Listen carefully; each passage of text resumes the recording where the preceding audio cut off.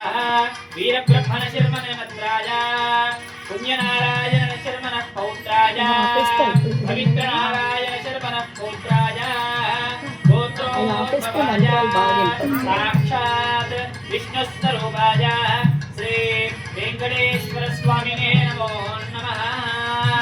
गोविंद गोविंद वेंकटेश्वर स्वामी अंट ఎవరి మనవడయ్యా అంటే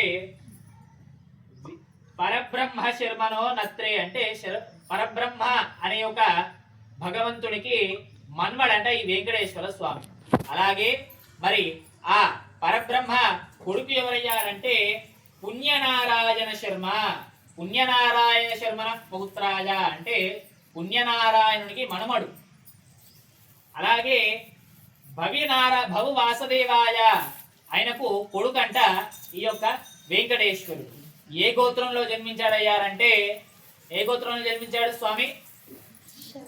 అచ్యుత గోత్రం శ్రవణ నక్షత్రంలో జన్మించాడు. కానీ ఏ వంశంలో జన్మించాడయ్యా అంటే అచ్యుత గోత్రం స్వామిది. మనకు గోత్రం ఉందా?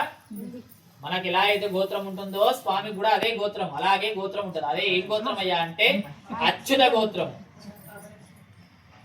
అచ్యుత గోత్రం. మరి ఆ అచ్యుత గోత్రంలో జన్మించినటువంటి వెంకటేశ్వర స్వామి యొక్క పురాణం చేసుకున్నాం. ఇప్పుడు ఆ శ్రీ భూమి యొక్క అంటే అవిర్భంగ పద్మావతి దేవతల యొక్క గోత్రాన్ని కూడా తెలుసుకుందాం.